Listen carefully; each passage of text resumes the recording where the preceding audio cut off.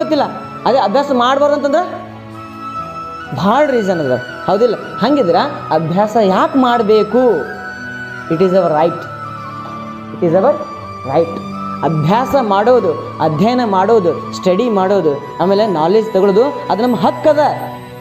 ಹೌದಾ? ಅದು ನಮ್ಮ ಹಕ್ಕದ. ಏನದು ಹಕ್ಕು? ಅಭ್ಯಾಸ ಮಾಡೋದ್ರಿಂದ ಏನು ಹಕ್ಕು ಸಿಗ್ತದೆ ನಿನಗೆ? ಒಂದು ಒಳ್ಳೆ ದಿನಗಳು ಸಿಗ್ತಾವೆ. ಹೌದಾ?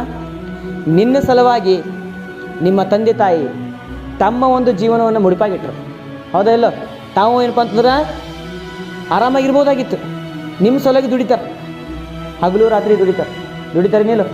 ಪ್ರತಿ ತಂದೆ ತಾಯಿ ಏನಿದಾರಲ್ಲ ನಿನ್ನ ಸಲುವಾಗಿ ದುಡಿಯಾಕತ್ತಾರಂತಂದ್ರೆ ನೀನು ಎದಕ್ಕೆ ಸ್ಟಡಿ ಮಾಡಬೇಕು?